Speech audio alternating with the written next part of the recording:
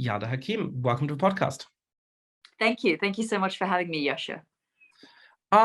So you've been reporting on Afghanistan for a very long time now. And you were born in Afghanistan, for as I understand, you left as a baby. How much had life in Afghanistan actually improved over the last 2 decades? So when you're looking at the beginning, when you're looking from the end of the Taliban rule until they reconquered Kabul, what changes happened in the country over the course of those 2 decades? Well, you have to sort of remember where the country was, in 2001, when the US-led invasion took place. Afghanistan had gone through a bitter civil war after the Soviet Union left the country. And the country was embroiled in a civil war. And then the Taliban, there was the rise of the Taliban, and the Afghan people had 5 years of a dark and brutal reign of the Taliban, where women were virtually wiped out from the country. They were completely pushed out from the public eye. Girls weren't able to go to school. Women were just not present at all. You couldn't have TV sets. You couldn't listen to music. Men were forced to grow beards. People were only allowed to study in religious schools, madrasas. So when you think about where the country was in 2001 when the US-led invasion happened, and where it is today or just before August 15, this was a nation that was imperfect. Every time I went there, I was frustrated by the generators that were functioning. Why is there no electricity in a country where billions of dollars continue to be poured in from the international community? Why was it still such an aid-dependent country? Why was it still embroiled in this conflict that felt like the Taliban were, as each year passed, gaining more and more power? And yet, when we look at the gains of the last 2 decades, one of the most free and flourishing media environments in the whole region, where sure there was pressure from different powerful politicians, from militant groups, from powerful individuals. However, there was a free press. Girls were going to school. Women were in positions of power, whether that was judges, MPs, journalists, activists. People did have a voice, and they were challenging the authorities. So it did come a long way. And when you looked at the landscape of Kabul, I remember just going there in July of 2021 and thinking, I wonder what will happen in the next few weeks. I wonder what will happen in the next few months. It all felt a little bit uncertain as we felt the Taliban edging closer and closer to the capital, starting to take provincial capitals. And yet there was still a glimmer of hope because of how far the country had come. So there was progress, although it was imperfect. So that seems convincing to me, but it makes it more puzzling why it is that the Taliban continue to have clearly so much support in large parts of the country. So, was this progress limited to particular issue areas, very important issue areas like women's rights? Was it limited geographically so that life in Kabul was better for most people, but once you traveled a few miles out of Kabul, things were sort of as they had been decades earlier? Why is it that these improvements you're talking about didn't translate into more support for the government, or at least more dogged resistance to the Taliban? There was so much frustration, Yascha, in the country. There was frustration with the corruption. There was frustration with the mismanagement. There was the frustration of this kind of attempt to grab power. If you think back to the election that took place, I believe it was in 2019, just before the COVID pandemic, we had 2 inaugurations in the country because Abdullah and Ashraf Ghani were both claiming that they had won the election. There was this sense that there was no leadership in the country, and people felt angry and frustrated by the fact that here they were fighting for change in their country, some would say that the country had won the sort of geopolitical lottery. At the end of 2001, in September, after September 9 and the 9/11 attacks, Afghanistan became the focal point of the international community, and the United States decided to invade the country. And while right up until the very end, every American president said we weren't there to nation build, by default, nation building was taking place. Schools were being built, there was construction, there was this attempt at sort of recreating this nation. And it was Afghan-led. No matter how much people say that, well, it was a Western-backed government and the influence came from Western societies, it was Afghan women, Afghans themselves, who were driving this, who were pushing for change, who were creating change in their own societies. And yet there was anger and frustration at how corrupt the leadership was, right down to a local mayor or a local governor, or the police, or the army. Everyone wanted something in exchange for something. And the Taliban themselves were an indigenous force that were getting their funding from the region itself, and they were fighting without the support of the international community, of the Americans, of NATO. And they were somehow, in their own way, convincing the local population that, when these air raids happen and a wedding party is accidentally targeted and struck and civilians are killed, this is the work of a corrupt government backed by the Western sort of international forces, who aren't here to build the lives of the Afghan people, and we will offer you an alternative. So the Afghans themselves were stuck between a rock and a hard place. There are communities that I went to in November and December of 2021, after the Taliban took over, who said to me, we didn't have a school here in the last 20 years. We didn't have a school here in the last 30 years. It wasn't just because the Taliban were in power that we didn't have an education for our girls or our boys. Because of the intense fighting between the Taliban and the Afghan forces, backed by the international community and NATO, there was no peace or stability in places like Helmand, for example, so they weren't able to build schools for their children. Ultimately, the Afghan people just wanted peace. They wanted the fighting to stop. They wanted the bombs to stop. And in the end, the international community had created a force that was backed only by the contracts that they provided. So once the rug was pulled out from underneath them, and the contracts ended, and the support was ended, and the maintenance and all the kind of structure around it ended, the force itself crumbled. So the international community too needs to have a look at what went wrong, why they got it so wrong, why they built a force that was so dependent on them, rather than an organic force that's there to defend a nation.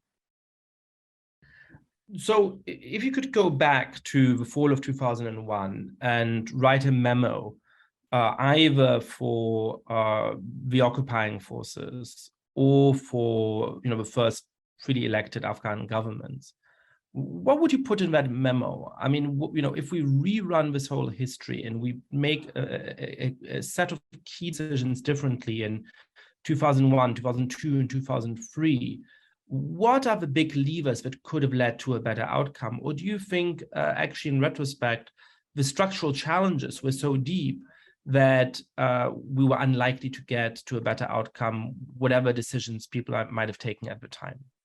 Look, I think in hindsight, Yascha, when one looks back, there are so many things that could have been done differently.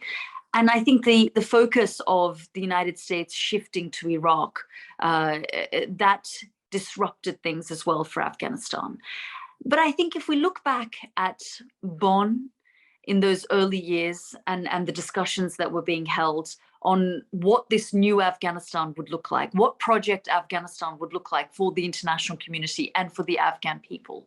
The memo that one, as I remember, was where the international community came together to essentially deliberate about the future of Afghanistan post-Taliban.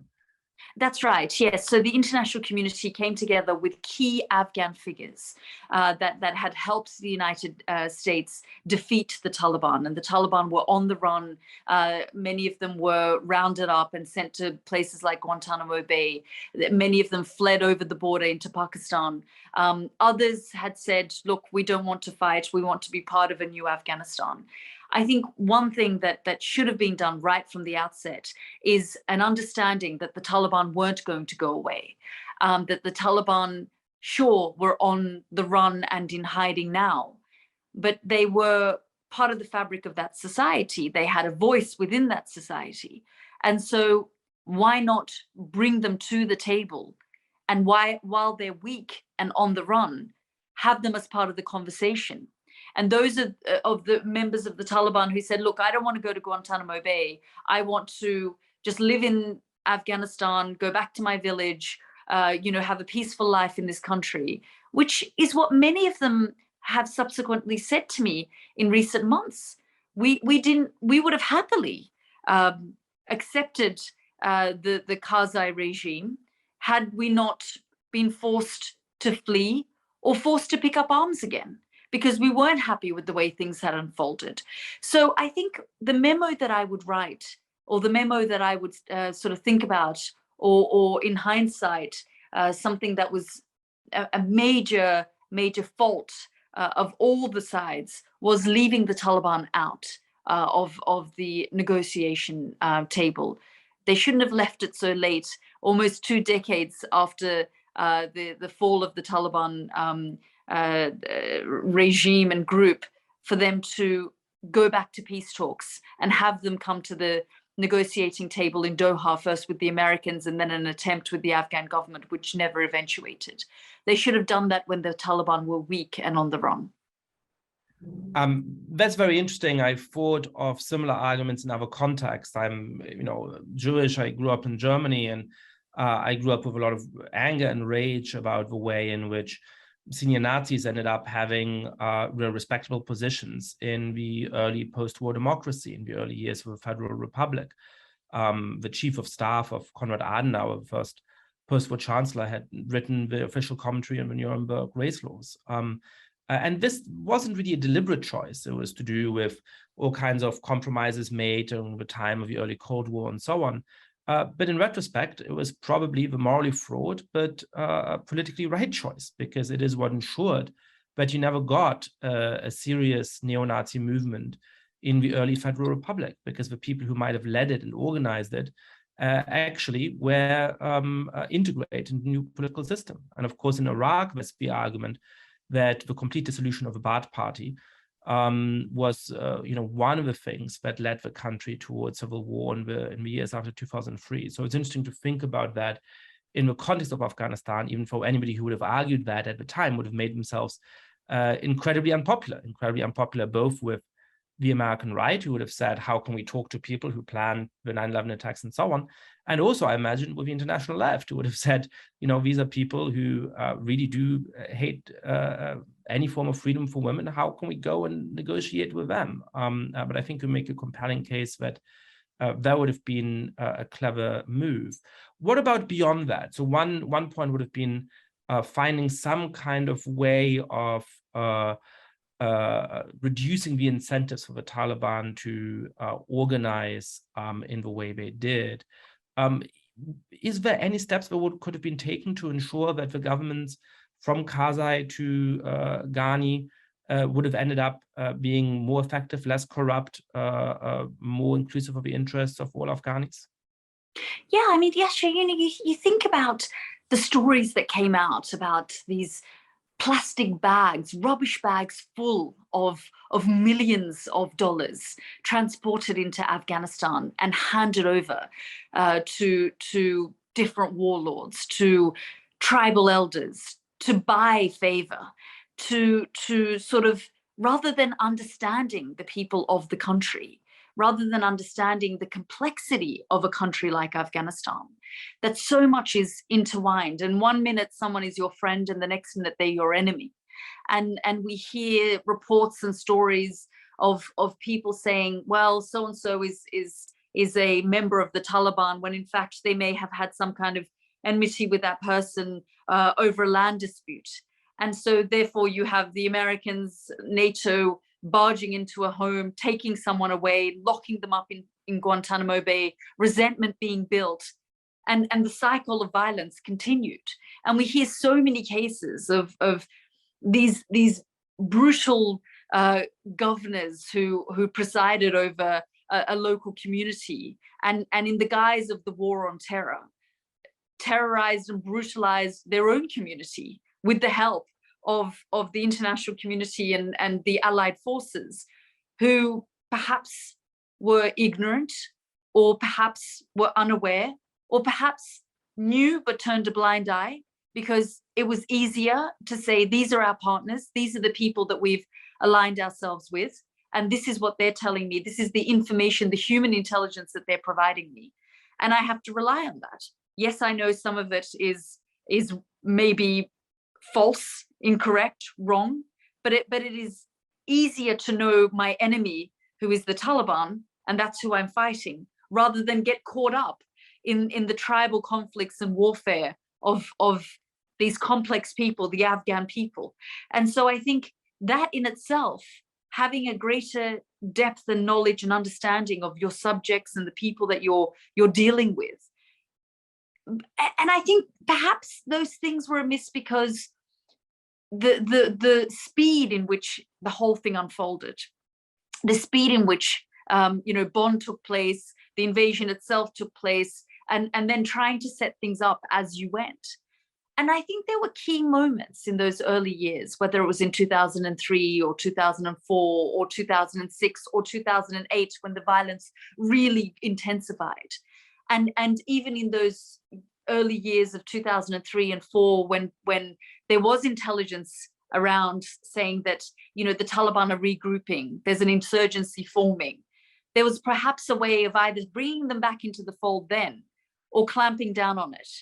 But I think that the sense of resentment that was being built in this society by one group, the losing side, and you just gave that example of how could the international community come to terms with bringing the Taliban to the table in those early years, because they harbored members of Al-Qaeda who were behind 9/11, or members of the people of the left who say, well, these people treat women badly, or don't give people their basic human rights. Well, here we are in 2022, and where are those voices? Those voices don't really exist. Afghan women are staring down the barrel of a gun, fighting this war on their own, fighting for their own basic human rights on their own, despite the promise of the international community. Afghan women were put up on podiums for almost 20 years, certainly in those early years, and told, you are our partners. Stick your neck out, come out on a limb. We will fund you, we will support you, we will finance you, we will train you, we will back you. And in the end, we'll abandon you. We'll leave you to the very people that we encourage you to take on, to stand up against, to have a voice against, to be educated against.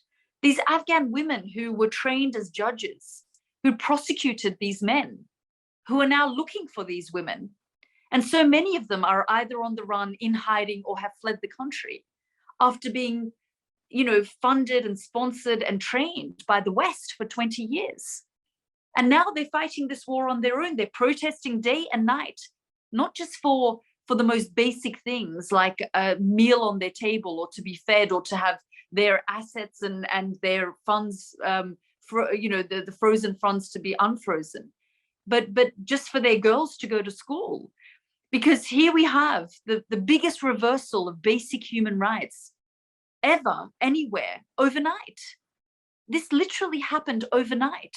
In recent memory, we haven't seen this kind of reversal of basic rights that literally happened overnight. As soon as the Taliban took over, They gave a press conference and laid out what their Sharia law would look like. And frankly, when we see the events of the last few months, it should put to rest once and for all the notion and idea of a Taliban 2.0. This hope that the Western world had, here we are signing a peace agreement and a deal with you because you've changed.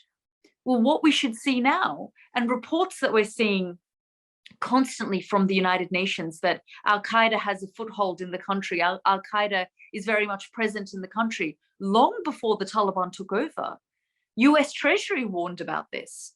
And when I've held US officials, NATO officials accountable for this, or held them to account, they said, oh no, those reports are dated and that's not in fact correct. And the Taliban say that they'll never use Afghanistan as a base for terror. And so, one has to question, and it certainly is something that keeps me up at night, where I wonder, what was all this for? All of these slogans, blood and treasure, hearts and minds, everything that we heard in the last 20 years. A whole generation has known the connection with Afghanistan. And yet the Western world walked away and abandoned many of the people who were their partners. Yeah, I think the most extreme expression of that was in early August of 2021, when President Biden said something along the lines of, Afghans have to fight for themselves, implying that they hadn't been doing so. And, I think in these debates, it's always interesting to hear sort of those collective adjectives, they, right? Sometimes I have students who have a morally relativistic bent who say, well, who are we to tell people in Afghanistan how they want to live? If they want to live under Taliban rule, that's their choice. But there, once again, is a sleight of hand, because of course, people in Afghanistan did not choose democratically to be ruled by the Taliban. Most of them do not want to be ruled by them. And certainly women in Afghanistan did not have agency in that matter. And so you don't get around the difficult moral questions in that way. What today is the situation in Afghanistan? There were some assurances from pretty self-interested Western officials saying, you know what, when the Taliban come back this time, they've moderated and they've learned and they've modernized and it's not going to be as bad. There's also very shocking reports of some of the things that have been happening in the last months. What does life look like today in Afghanistan in general, in terms of affluence and access to food and water and electricity and healthcare and all of those things? And just how far have the basic rights of women regressed since the Taliban took over last summer? I think the best way to sum up what life is like now for Afghans is if we break it down into 3 crises. The first is the humanitarian and economic crisis that we're seeing because of the economy is close to collapse. The funds of the nation have been frozen. People don't have access to their salaries. They haven't been paid for months. There is food in the markets.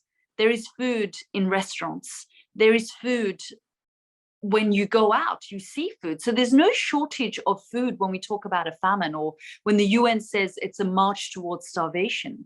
People just don't have the funds to buy it. They don't have the funds to buy a piece of bread. They haven't been paid their salaries for months and months and months. So if we think about you and I, if we don't get paid our salary for a few weeks, we'll protest and say, I'm not coming back to work until you pay me my salary. There are people in Afghanistan, especially in the health sector, who go in every single day to work and have done so for the last 9 or 10 months without a pay packet.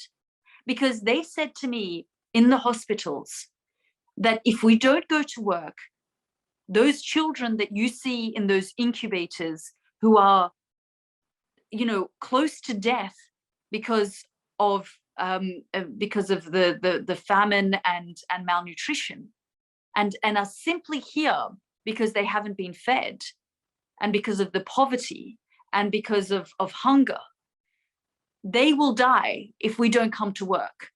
From the cleaner who said to me, I come in every day without a salary and I don't get paid, but if I don't come in and clean these wards, those children will get an infection and die. To the nursing staff, to the doctors, they come in, day out. And one woman said to me, she said, I don't have 11 cents to get a bus to work. So I walk 3 hours every morning to get here. She said, I live on top of the mountain in the hills of Kabul. And she said, in the snow, I slide down and I have bruises all down my leg. And she said, when I go back in the evening, my husband says, where's your money? Where's the pay? How are we going to feed the family? You've been gone all day. You aren't here to look after our children. Where's the money that you go to work for? And she says, along the way, I look for scraps of food so that I have something to take home. So this is one aspect, just to paint a picture for you of what the situation is like. The next one is the security crisis. When I was in Kabul and Helmand and Kandahar in November and December, we went on multiple raids with the Taliban, who were raiding ISIS sleeper cells. We're seeing mosques being bombed where in excess of 100 people are killed at any given time. Whether it's in Kandahar or Kunduz or Mazar, people are dying still in the country as a result of bombings. And someone said to me, the Taliban have become the Ghani government and ISIS have become the new Taliban. And this cycle, this vicious cycle continues in the country where people, that when the Taliban last ruled Afghanistan, it was a brutal reign. But the one thing that they could more or less guarantee the people was security. And this time they can't even do that. People are hungry, they're not safe, there are bombs going off. And the third crisis is the human rights crisis, where Afghanistan is the only country in the world that prevents girls from getting an education. Teenage girls over the age of 12 are not allowed to go to school. In the last few weeks, we've seen television presenters forced to cover their faces in Afghanistan. Women are being told, do not leave your homes unnecessarily. Unless you have a reason, do not leave your homes. You don't have a job because there are no jobs for you. You don't need to go to get an education because there are no prospects for you. Your husband or male guardian can go out and get food or any other supplies for you. There is no reason for you to be out. But if you do go out, cover your face. If you do go out, do not have a voice. If you do go out, you are not to work. If you do go out, you cannot take your children with your husband to a park because they're segregated now. But even then, Afghan women have lost a sense of hope. The spirit that they had, the burning fight and spirit that they had, despite the insecurities in the country over the last 2 decades, there was hope and reason to study because you could become a judge, because you could become an MP, because you could go to the United States on a Fulbright, because you could come to Oxford University and study and then go back to the country.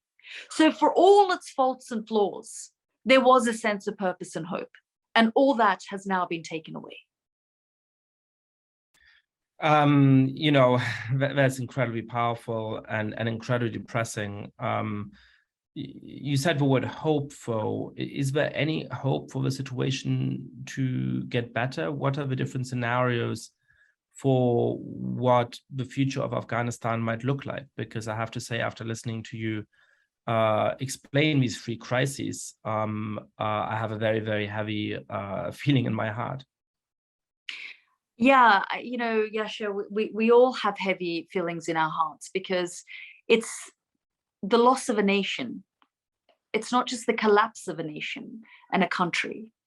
It's the loss of a nation and the idea that you no longer have a land or a home and that's been taken away from you is how many of these people who stayed in the country despite the targeted killings. You'll remember there was a spate of targeted killings pinned on the Taliban before the takeover of the Taliban, where journalists, activists, people who worked for the government, members of parliament would be sitting in their car, and suddenly, someone armed would come and shoot them at point blank range, or there would be a sticky bomb placed in the vehicle that they were traveling in. And this happened to a number of prominent Afghan, mostly female journalists and civil society members and people who were raising their voice. And not just prominent, people who were just quite sort of significant in what they were doing in their field.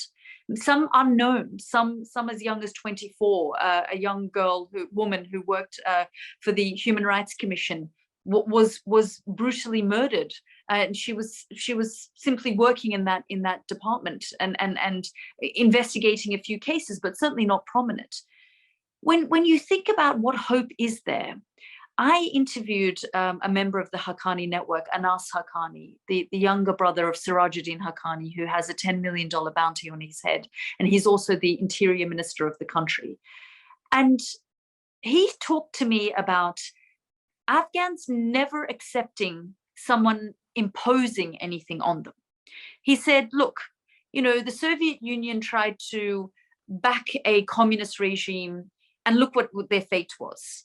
It collapsed, and Afghans demanded change, and they rose up, and we had the Mujahideen fight against them. He said, look what's happened in the last 20 years. Afghans rose up. They didn't want a Western-backed government. They fought, and now here we are. And I said to him, but what about everything that the Taliban is imposing on the Afghan people and the will of the Afghan people?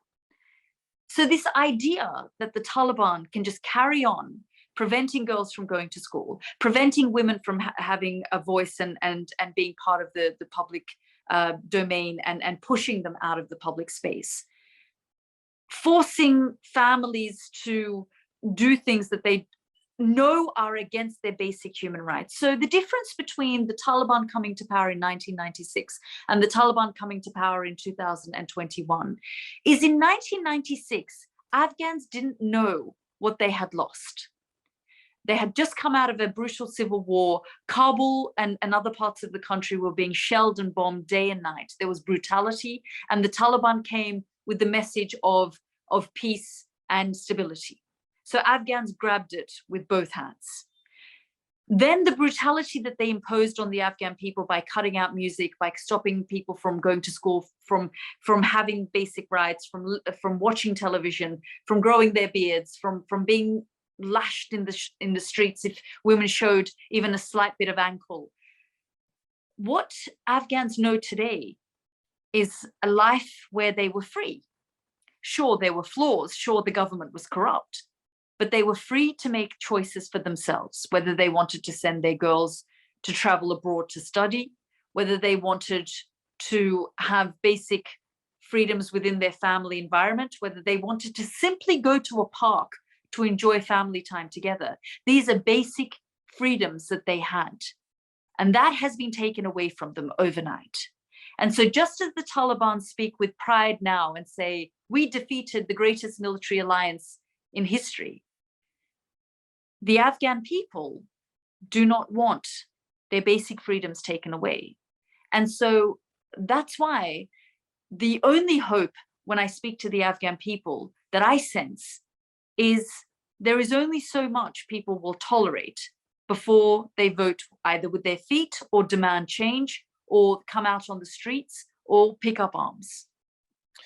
That's very inspirational, and I want to believe that, but I wonder whether there isn't a kind of systemic difference between those two scenarios, because it's one thing to have, in particular, as was the case in the 80s, this sort of, set of foreign troops in the country. And so, local forces that know the terrain much better can organize in the hinterland, and you can have ethnically or religiously based resistance cells, and we know that form of guerrilla warfare has often been successful, from Vietnam to Afghanistan to other places.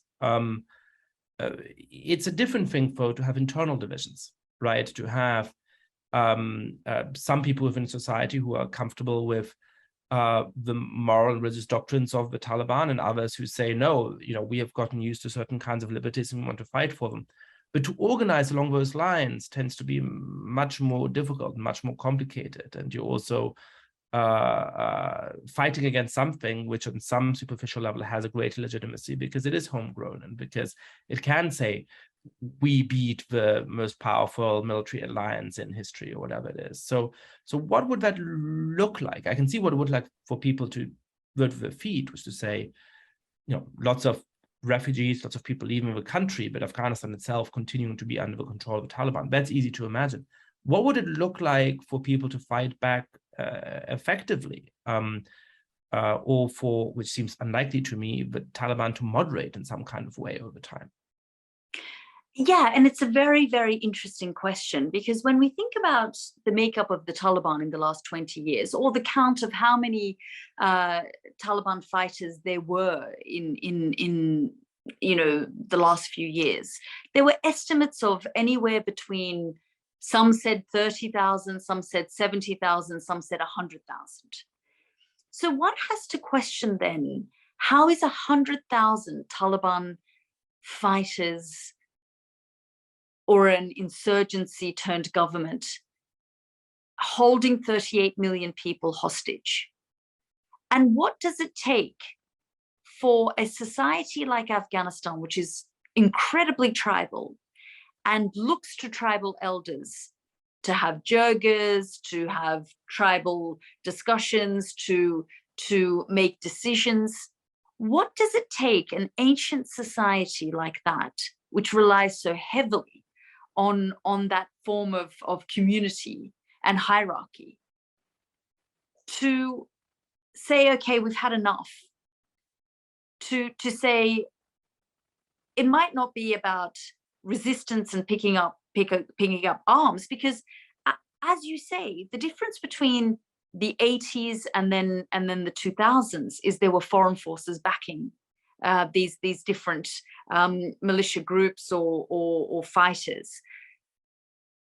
The difference, though, now is that however you judge the Afghan army, and again, estimates of the number of fighters there were, the number of people that were part of the armed forces, some said 180,000, some said 300,000, and all of those numbers are believed to have been inflated, is that regardless of the fact that they were based on this contractual system and totally reliant on the United States, they did get some form of training. And while they crumbled overnight and left because of a lack of leadership, there is an armed force that either left or are in bordering countries. And so what I'm trying to say is that 100,000 indigenous fighters from within the Taliban that had perhaps some funding from the outside were able to defeat NATO and the United States and the Afghan army. What is there to say that collectively Afghanistan, for all its turmoil of the last 40 years, something won't rise from the ashes of today? Is all I'm saying. How that will look, and we're seeing some skirmishes and some fighting taking place north of Kabul at the moment. And this is the only period in the last 40 years where a group of militia are not being backed or funded by the international community. So even the Mujahideen, before the Soviet, when the Soviets had invaded Afghanistan, were getting backed by the Americans and the CIA and the funding that we know that existed. So ultimately, this is the only period where that isn't taking place. But nothing ever remains the same in Afghanistan, and something always rises from the ashes. And I think whether it's women staring down the barrel of a gun and protesting, whether it's skirmishes in the Panjshir, which is just north of Kabul, it's only a matter of time before these restrictions become so suffocating that whether it takes 5 years, 10 years, 2 years, something else emerges. well, I really hope that prediction turns out to be right. In the last months, you've also been reporting a lot on Ukraine. Now, there are some similarities between those two cases. It is both a matter of people fighting against suffocating dictatorship, fighting for their freedom, but there's also a whole set of very obvious differences between the two places. How did Afghanistan resonate in your mind as you were reporting on what's going on in Ukraine at the moment? I think, well, the one thing that really was quite stark and stood out right from the outset was when we saw President Zelensky remain in the country. And I think one of the things that struck and has stuck is when he said, when the United States offered to evacuate him from the country, and he said, "I'm not looking for a ride. I'm looking for help." And I think it's rare that sound bites really have a political impact, but that feels like one of those sound bites that actually made a big difference. Yeah, and I think that it also resonated with a lot of Afghans who were incredibly angry at the fact that Ashraf Ghani had left the country, and he had left with his inner circle, and he fled and abandoned the nation to the Taliban. And I think that for many, you know, that sense of leadership and someone remaining despite the threats, despite you know, him talking about being target number one on the assassination hit list, and despite knowing that, you know, he could die at any time, he remained in the country, and he provided the kind of morale that the nation needed. And you know, Ukraine is also a very complicated society, and Volodymyr Zelensky's approval ratings were quite low before the conflict began.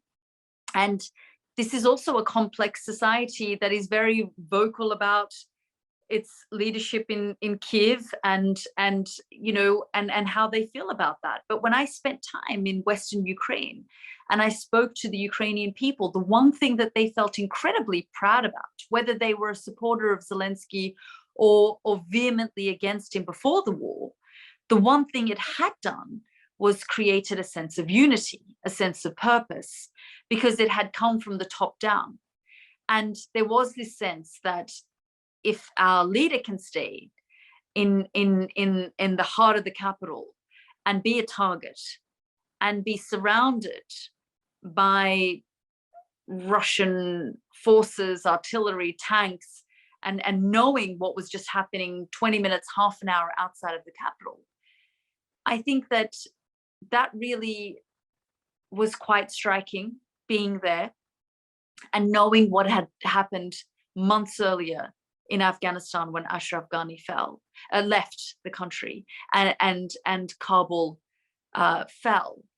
And I took a call from the Taliban as they were on the gates of Kabul, live on air, and I said, "What is your intention? What do you plan on doing?" And they said, well, the Taliban spokesperson I spoke to said, "We're on the outskirts of Kabul. We will not enter the city.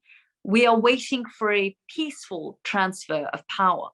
And even today, when you speak to the Taliban, they will say this is not how they saw things unfolding, that Ashraf Ghani would flee, and you know, they would be left to deal with what happened next, which was to enter, to prevent looting, to safeguard the capital, to ensure that there was security of the capital, because it had been abandoned and deserted by the leadership. So when you see Zelensky stay in the capital and say that he will defend the capital and defend the country, it mobilized the people. I met 18-year-old students, young teenage girls who had the option of leaving, but were creating camouflage nets in Lviv to be sent to the front lines. They were, helping recreate helmets and doing whatever they could, Molotov cocktails.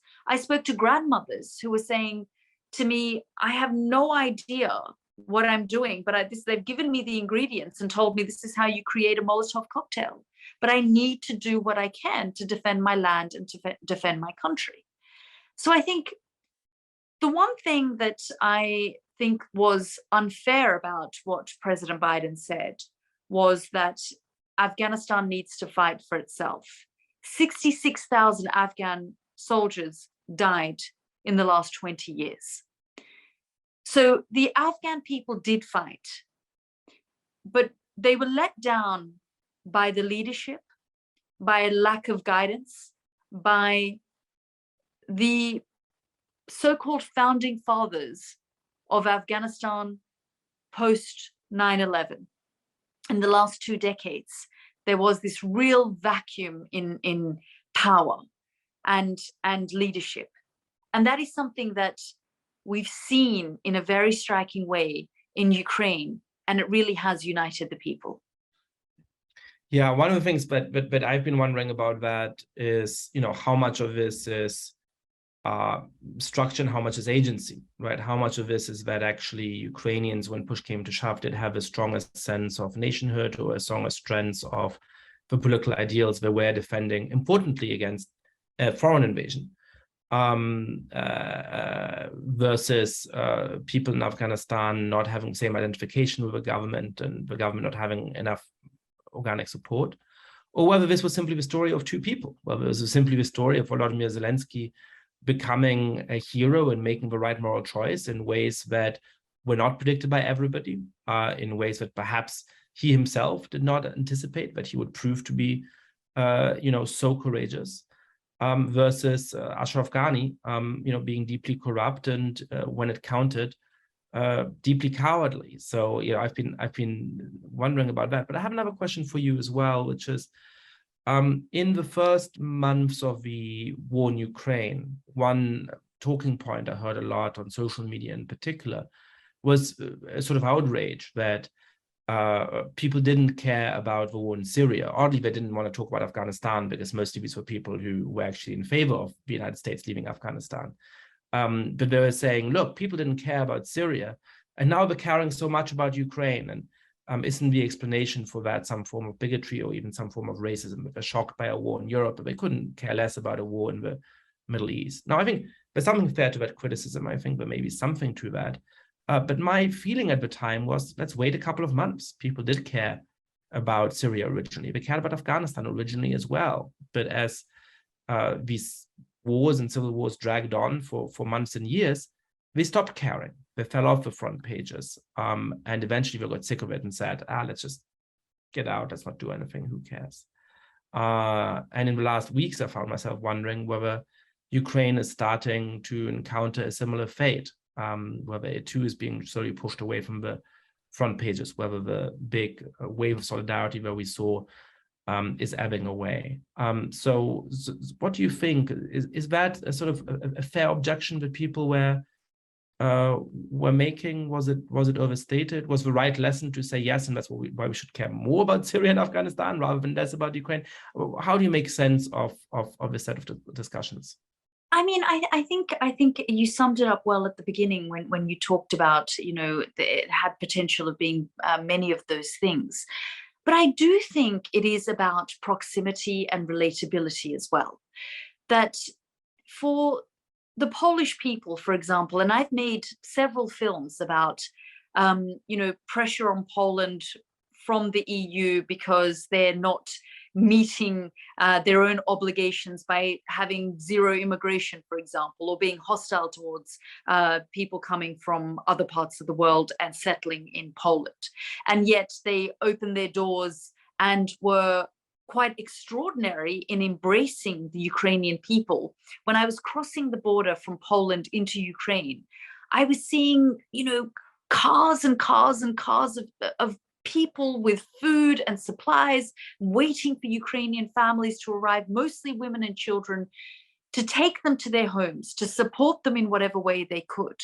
And I really do think that is about relatability and proximity, and the fact that this neighboring nation was being targeted by a invading force a larger power, and something that the Polish people could relate to, that their nationhood was challenged in many similar ways.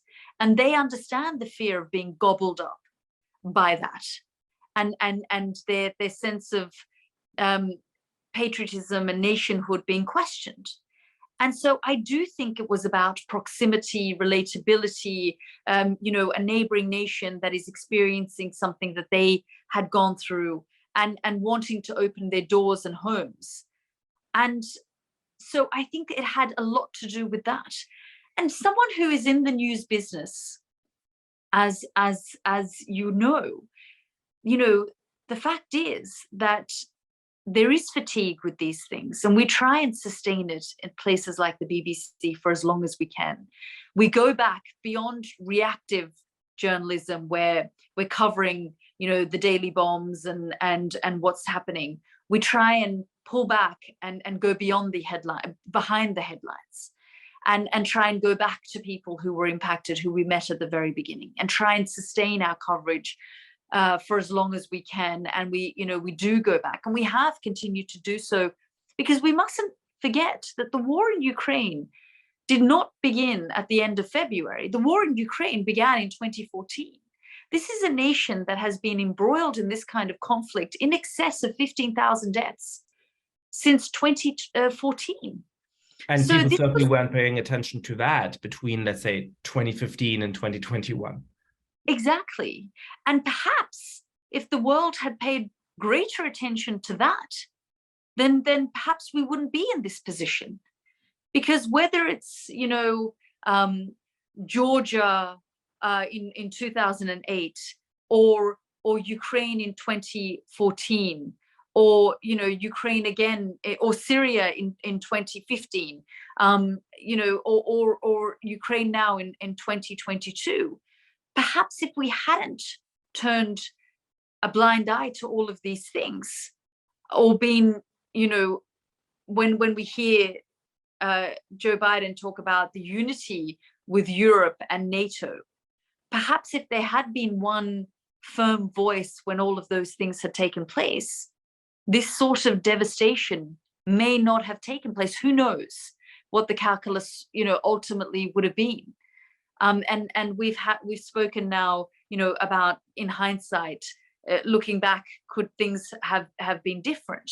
But when you have a 2008, 2014, 2015, 2016, 2022, and very little is done, then is it any wonder that this has been the reaction?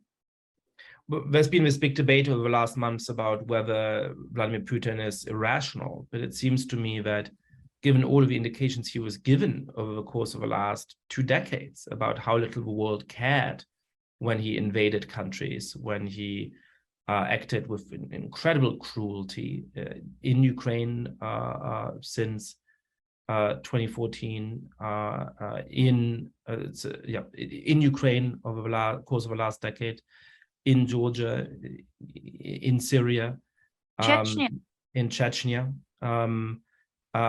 He had very good reason to think that the world would not, in fact, respond and come to Ukraine's rescue. And I agree with you that if we had sent a much stronger signal that we would, in fact, help Ukraine beat off this terrible invasion, then it may not have happened in the first place.